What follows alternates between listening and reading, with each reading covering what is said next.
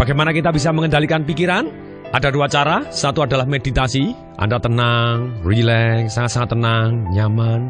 Kosongkan pikiran atau pusatkan kepada detak jantung Anda, atau pusatkan kepada satu hal, titik misalnya. Itu satu cara. Cara yang kedua adalah juga bisa melakukan dengan cara afirmasi.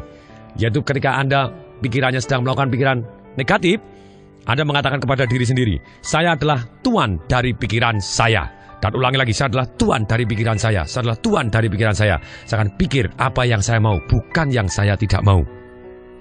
Secara sadar, betul kita bisa mengendalikan pikiran dengan meditasi dan afirmasi. Tetapi, penelitian menunjukkan bahwa satu hari kita punya 60.000 pikiran. Nah, apakah kita bisa memonitor 60.000 pikiran ini setiap harinya? Sungguh mustahil. Beruntung, kita ada cara yang paling mudah untuk mengontrol pikiran, yaitu dengan mengontrol perasaan kita. Perasaan memberitahu apa yang kita pikirkan. Kalau kita merasa bagus atau merasa senang, merasa nyaman, berarti kita sedang berpikiran bagus. Kalau kita sedang merasa tidak nyaman atau merasa gelisah atau merasa khawatir, ragu-ragu, berarti kita berpikiran jelek. Jadi perasaan itu adalah alat kontrol untuk mengontrol pikiran kita. Ketika kita pikirannya negatif, kita taunya dari mana? Karena kita merasakan hal-hal yang negatif dalam hati kita. Ini merupakan peringatan, jeda waktunya mulai habis. Segera ganti pikiran dan perasaan, atau akan jadi kenyataan. Pikiran dan perasaan Anda membentuk hidup Anda, akan selalu begini, pasti. Nah pertanyaan sekarang, bagaimana kita bisa mengubah perasaan? Kalau kita sedang merasa tidak bagus, sebenarnya kita akan memikir hal-hal yang negatif juga. Merasa negatif kemudian berpikiran negatif, merubah perasaan. Ada beberapa cara.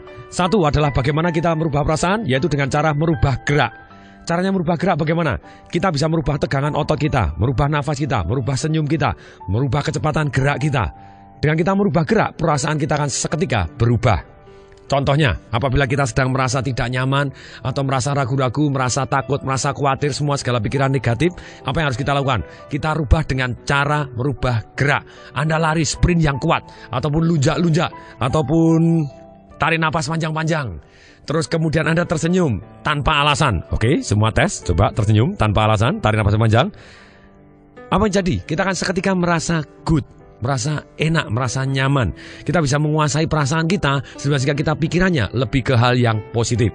Ini bukan berarti kita merubah pikiran yang negatif yang dalam arti pada tempatnya menjadi naif, tidak. Kalau misalnya kita khawatir, daripada khawatir, aduh saya jangan-jangan tidak berhasil, saya nanti gagal, saya jangan, lebih baik Anda tarik napas panjang-panjang atau lunjak-lunjak, kemudian Anda ganti pikiran Anda dengan pikiran yang lebih baik atau pikiran yang Anda mau. Oke, supaya berhasil, apa yang harus saya siapkan?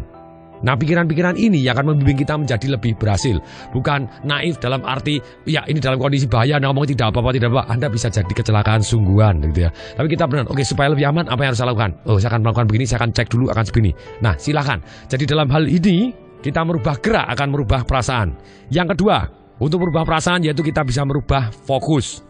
Ini pakarnya adalah Anthony Robbins yang merubah fokus begini. Dan merubah gerak itu adalah ajaran dari Anthony Robbins. Rubah fokus Anda. Misalnya, buat film-film yang menakutkan tadi, ataupun bayangan-bayangan Anda yang takut tadi, atau yang membuat Anda gelisah, buat jadi kecil, buat jadi hitam putih warnanya, buat jadi agak buram, agak menjauh, agak gelap. Dan kemudian kita frame. Maksudnya kita frame, kita pasangin figura. Akibatnya kita berada di luar, jadi kita tidak terlibat. Kemudian kita lempar jauh-jauh pergi ke matahari. Psst, dan menguap dengan matahari. Kita akan merasa seketika jauh lebih baik.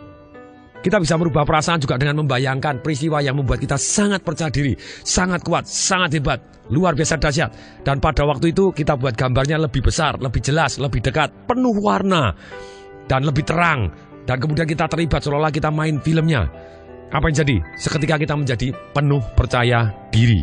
Jadi kita merasa jadi lebih baik. Yang ketiga, bagaimana kita merubah perasaan? Yaitu kita bisa merubah dengan suara internal kita. Misalnya pada waktu kita takut, apa yang kita dengarkan? Atau apa yang kita katakan kepada diri kita sendiri? Kalau misalnya Anda takut, coba tes. Anda rubah suaranya jadi suara Mickey Mouse. Takut nih. Nah, ketika Anda rubah seperti ini, mendadak Anda seketika jadi geli.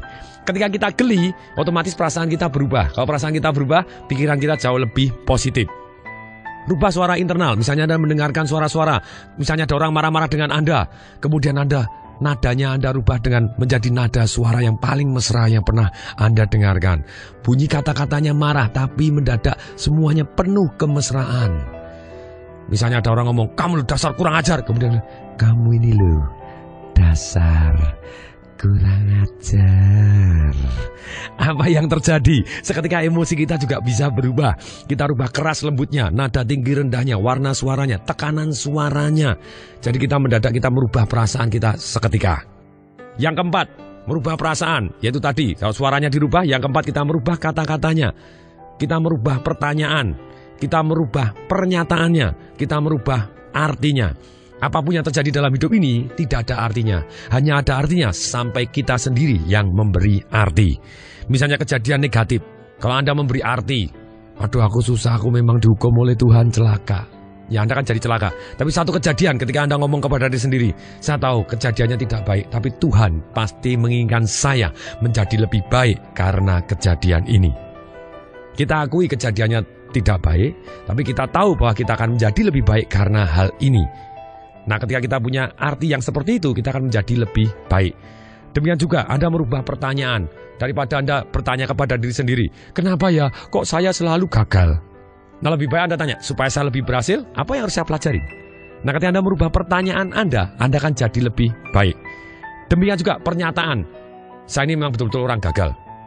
Ya terjadilah Anda, perasaan Anda kan sangat-sangat negatif. Rubah pernyataan Anda, bukan saya ini adalah orang yang gagal. No, saya adalah orang yang dilahirkan pasti berhasil. Ini bukan gagal, ini adalah kesempatan saya untuk belajar. Tidak ada kata gagal, yang adanya sukses atau belajar. Ketika pernyataan ini kita ulangi-ulangi menjadi afirmasi yang di dalam hidup kita, yang membuat kita bisa mengendalikan emosi kita secepat kilat. Yang kelima, bagaimana merubah perasaan, yaitu dengan merubah situasi. Kita rubah pemandangannya, kita cari situasi baru, suhunya dirubah, lokasinya dirubah, suara eksternal, musik-musik yang kita dengarkan, kita rubah cahayanya, kita buat lebih terang.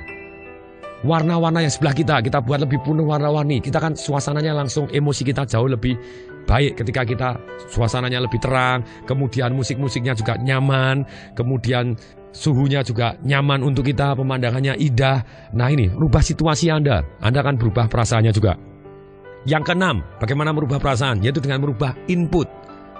Baca buku-buku cerita lucu, humor, Donald Bebe juga boleh. Ataupun self-help, buku-buku motivasi. Atau buku Financial Revolution, karangan Tung Desa Waringin. Atau buku kepahlawanan, biografi orang sukses. Demikian juga film, kita lihat film-film humor, film-film motivasi, film-film yang menginspirasikan kita tentang kepahlawanan, film-film biografi orang sukses. Demikian juga dengarkan kaset-kaset motivasi, kaset-kaset humor juga boleh, kaset-kaset motivasi atau self-help atau kepemimpinan ataupun ceritanya, kaset-kaset yang membuat kita dapatkan inspirasi untuk jadi lebih baik boleh, kepahlawanan, cerita orang sukses. Rubah input Anda. Selain itu, rubah teman-teman Anda, rubah mentor Anda, pembimbing Anda. Cari pembimbing yang terbaik yang membuat Anda jadi semangat, sangat-sangat semangat, yang membuat kita jadi positif. Bahkan dikatakan oleh Robert Kiyosaki pada waktu itu, teman ini sangat penting. Pada waktu saya ikut seminarnya, dia ngomong begini, Robert Kiyosaki, jumlahkan 5 teman Anda. Kira-kira dia penghasilannya berapa sebulannya, kemudian dibagi 5, itulah penghasilan Anda. Ketika saya mendengar seperti ini dan ketika saya lakukan dan ternyata persis, nah saya rubah teman-teman saya menjadi teman-teman yang sangat-sangat dahsyat. Saya tetap berteman dengan teman-teman saya yang lama, tapi terus dalam kehidupan saya cari teman-teman yang benar-benar dahsyat dan semangat, yang bisa mewujudkan cita-cita saya menjadi lebih cepat dan lebih baik. Nah, cara yang paling mudah, sekali lagi, semua ini tolong dilakukan, ini PR-nya. Silakan tulis 88 cara yang merubah perasaan Anda secara cepat dan nikmat, yang relatif biayanya Anda mampu, tidak tergantung kepada orang lain, mudah, sehat, positif. Ini yang penting. Jadi silakan sekali lagi, jadi relatif sedikit waktu, kemudian relatif biayanya Anda mampu, tidak tergantung dengan orang lain, mudah, sehat, dan positif. Misalnya dari list saya punya banyak sekali list gitu ya. Dengarkan musik, berhenti, cium bunga, tarik nafas sepanjang-panjang, seketika tersenyum, bersyukur, berdoa, amal, ML gitu ya. Boleh juga ML, silakan, apa itu silakan gitu ya.